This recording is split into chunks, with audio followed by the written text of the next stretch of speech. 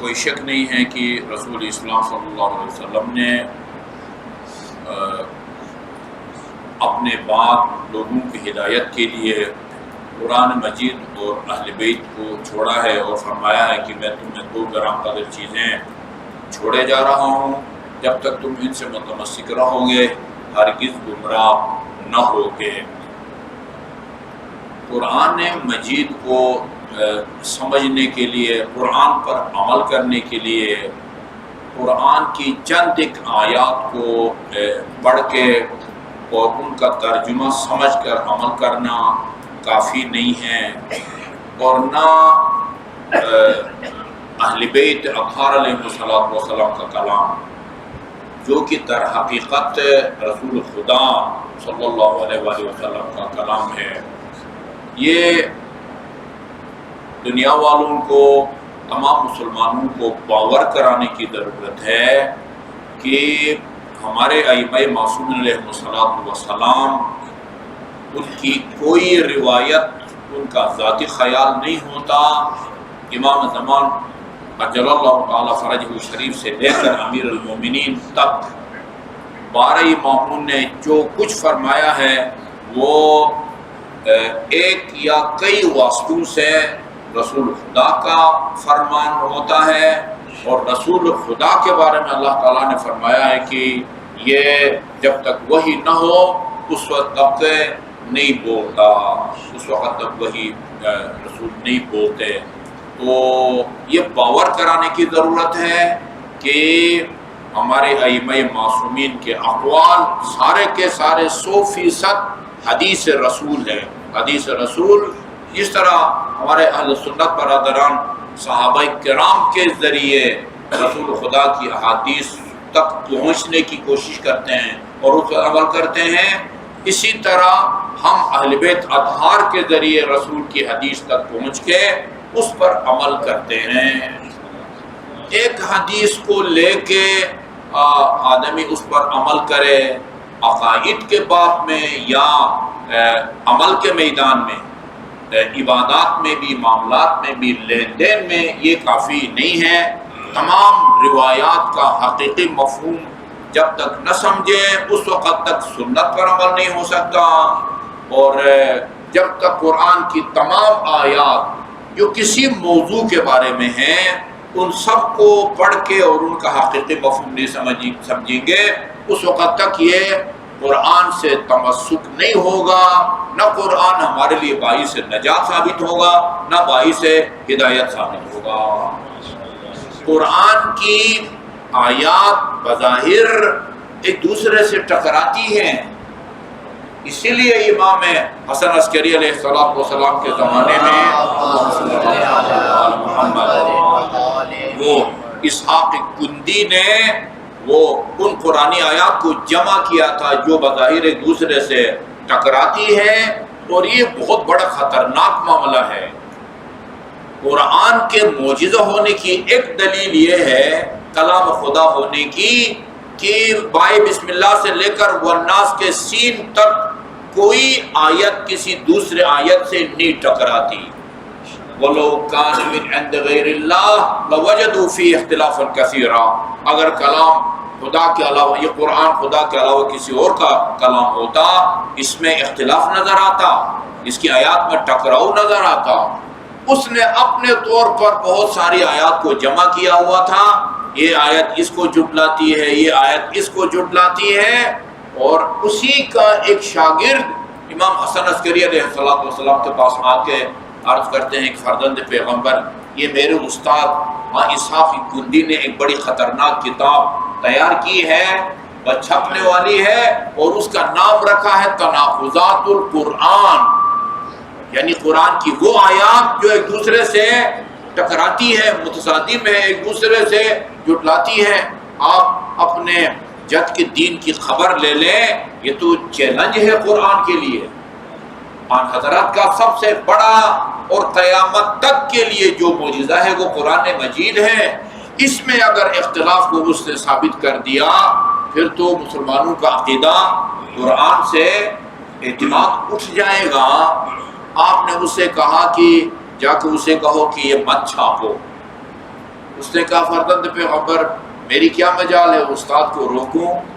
آپ نے کہا اچھا اگر نہیں روک سکتے نا تم اس سے جا کے بے شک میرا نام نہ لو، اپنی طرف سے ایک سادہ سا سوال کرو معصومانہ، اسے کہو کہ استاد محترم یہ جو آپ نے چند ایک آیات 10 20 یا 50 آیات جمع کی ہیں جو ایک دوسرے سے ٹکراتی ہیں، کیا یہ ممکن ہے کہ ان کا وہ مطلب اور معنی نہ ہو جو آپ نے سمجھا ہے؟ خدا کچھ اور فرمانا چاہتا ہو، آپ نے کچھ اور سمجھا ہے۔ اس نے کہا ہاں یہ تو ممکن ہے، مجھے 100% یقین نہیں ہے کہ خدا بھی وہی فرمانا چاہتا ہو جو میں سمجھا ہوں۔ کہا جب تک اس بات کا امکان ہے آپ کی ساری کوشش رہے گا۔ کہا کہ یہ بات کس نے تمہیں سکھائی ہے؟ کہا میں اپنی ذاتی سوچ سے، کہا نہیں یہ تیری سوچ سے بہت بالا تر بات ہے۔ بتایا اس نے پھر یہ امام حسن عسکری علیہ السلام نے بتایا۔ ایک سادہ سا سوال ہے، ایک سے زیادہ قرآنی آیات میں ہے لا تزر وازرۃ وزر اخری، ایک کا بوجھ دوسرا نہیں اٹھائے گا، ٹھیک ہے نا؟ ایک کا بوجھ، میں نے گناہ کیا ہے تو اس کی سزا مجھے ملے گی، خدا نہ خواستہ آپ نے کیا ہے تو اس کی سزا آپ کو ملے گی۔ ایسا نہیں ہوگا کہ ہاں غلط کام میں کروں، گناہ میں کروں، اس کی سزا آپ کو ملے، یا آپ گناہ کریں اس کی سزا مجھے ملے۔ یہ کلیئر ہے نا؟ عدل الہی کا تقاضا بھی یہی ہے۔ اچھا ایک اور آیت میں ہے غالباً سورہ بنی اسرائیل، وہ آل عمران ہے، لَيَحْمِلُنَّ اثقالہم فوق اثقالہم، بالکل ایک دوسرے سے یہ دونوں آیتیں ٹکراتی ہیں۔ روز قیامت کچھ لوگ، ادھر وزر کا لفظ استعمال ہوا ہے، ادھر ثقل کا لفظ استعمال ہوا ہے، دونوں کا مطلب ایک ہے۔ کہ وزیر کو بھی وزیر اسی لیے کہتے ہیں کہ وہ وزیر اعظم کا صدر کا جو ہے نا وہ بوجھ بٹھاتا ہے نا، اسی لیے کہا جاتا ہے۔ روز قیامت کچھ لوگ اپنے گناہوں کا بھی بوجھ اٹھائیں گے اور دوسروں کے گناہوں کا بھی بوجھ اٹھائیں گے۔ آپ اللہ تعالیٰ سے پوچھیں خدایا تو کہیں فرماتا ہے لا تزر وازرۃ وزر اخری، اور کہیں فرماتا ہے لَيَحْمِلُنَّ اثقالہم وَاثقالاً فوق اثقالہم، وہ جس کاندھے کے اوپر اپنے گناہوں کا وہ بیگ ہوگا، اسی کاندھے کے اوپر دوسروں کو گناہوں کا بھی وہ ہوگا۔ یہ سمجھنے کی ضرورت ہے کہ اس کا کیا مطلب ہے اور اس کا کیا مطلب ہے۔ من قال لا الہ الا اللہ دخل الجنہ، یہ اہل سنت کی کتابوں میں بھی ہے اور ہماری کتابوں میں بھی ہے۔ من قال لا الہ الا اللہ دخل الجنہ، جو لا الہ الا اللہ کا اقرار کرے سیدھا جنت میں جائے گا۔ کیا من قال لا الہ الا اللہ دخل الجنہ؟ ابھی یہ اہل کتاب عیسائی یہودی، آج کا یہودی یا آج کا عیسائی یہ الفاظ بے شک نہ بولے، لا الہ الا اللہ یہ تمام انبیاء کی تعلیمات کا حصہ ہے، اللہ کے سوا کوئی اور معبود نہیں ہے۔ سورہ زخرف کی آیت نمبر 45 میں ہے کہ بھائی یہ آپ سے پہلے جو انبیاء ہیں ان سے پوچھو کہ کسی نبی نے اللہ کے علاوہ کسی کی عبادت کی دعوت دی ہو؟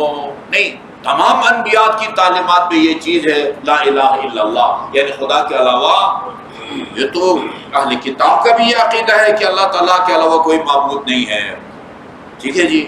حتیٰ کیا خیال ہے جو لا الہ الا اللہ کے ساتھ محمد اور رسول اللہ کو پڑھیں وہ بھی جنت میں لے جانے کے لیے کافی نہیں ہے؟ نہیں ہے؟ پھر اس کا کیا مطلب ہے لا الہ الا من قال لا الہ الا اللہ دخل الجنہ؟ وہ جس نے بھی لا الہ الا اللہ پڑھا وہ سیدھا جنت میں جائے گا۔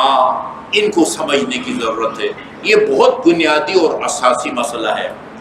آیت کیا بلکہ ایک آیت کا ابتدائی حصہ وہ بندہ پڑھے اور بعد کا حصہ نہ پڑھے، یہی ایک آیت گمراہ کن ثابت ہوتی ہے۔ لا تقربوا الصلاۃ، اور نماز کے قریب نہ جاؤ۔ کھلی چھٹی مل گئی، لا تقربوا الصلاۃ، آگے پڑھنا ہے، وانتم سکارا، اس وقت نماز کے قریب نہ جاؤ جو تم نشے کی حالت میں ہو اور تمہیں پتہ نہ چلے کہ میں کیا کر رہا ہوں۔ ویل للمصلین، ویل للمصلین، جو نماز گزاروں کے لیے ویل ہو۔ یہ بہت سارے گمراہ کن اہل منبر اسی آیے کریمہ کو ہزاروں کے مجمع میں نمازیوں کے خلاف اور نماز کے خلاف پیش کر رہے ہیں۔ خدا فرماتا ہے کہ نمازیوں کے لیے ویل ہے۔ وہ نادان آدمی، اللہ تعالیٰ نمازیوں کے لیے ویل، بربادی، ہلاکت نہیں کہہ رہا، ویل للمصلین الذین ہم عن صلاتہم ساہون، ان نماز گزاروں کے لیے ویل ہے جو پڑھتے تو ہیں نماز لیکن سستی برتتے ہیں۔ یہ نماز گزاروں کے لیے یہ ویل نہیں ہے بلکہ سستی برتنے والے نماز گزاروں کے لیے اللہ تعالیٰ ویل کا لفظ استعمال فرما رہا ہے۔ لہذا ضرورت اس بات کی ہے کہ قرآن سے تمسک کے لیے وہ پورا قرآن کو پڑھیں۔ ایک موضوع سے متعلق جتنی بھی آیات ہیں ان سب کا مطلب ہم کو معلوم ہونا چاہیے۔ قرآن کی آیات میں ہے معصیت کار جہنم میں جائے گا، معصیت کار جہنم میں جائے گا۔ دوسری آیت میں ہے ان اللہ یغفر الذنوب جمیعا، اللہ تعالیٰ تمہارے تمام کے تمام گناہوں کو بخش دے گا۔ خدایا تو کہیں فرما رہا ہے معصیت کار جنت میں جہنم جائے گا اور کہیں فرماتا ہے میں تمہارے تمام گناہوں کو، اس کا کیا مطلب ہے اور اس کا کیا مطلب ہے؟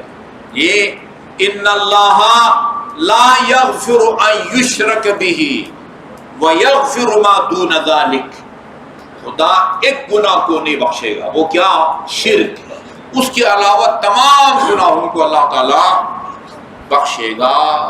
ٹھیک ہے، تو ہمارے آج کے درس کا خلاصہ یہ ہے کہ ہمارے علماء کرام نے یہ جتنے بھی اس طرح کی آیات عقائد کے بارے میں ہیں اور ان کا ظاہری مفہوم ایک دوسرے سے متصادم میں ٹکراتا ہے، ان سب کو پیش نظر رکھ کر عقائد کی کتابیں لکھی ہیں۔ اسی طرح وہ احکام سے متعلق بھی جتنی بھی روایات یا وہ آیات ہیں ان سب کو پیش نظر رکھ کے فقہ کی کتابیں کی تدوین کی ہے، تیار کر کے پلیٹ میں رکھ کر عمل کے لیے ہمارے سامنے رکھا ہے۔ لہذا ہمیں عقائد کے باب میں عقائد میں مرتب کتابوں کو پڑھ کے ان پر ایمان لانا ہے، اور اسی طرح احکام میں، عبادات میں، لین دین میں، معاملات میں بھی ہمارے فقہاء نے 500 آیات اور 60,000 روایات کو مد نظر رکھ کے جو فقہ تدوین فرمائی ہے، ٹھیک ہے جی، اور وہ چند سو رکوع میں آپ کو مل جاتی ہیں، اس پر عمل کرنے کی ضرورت ہے۔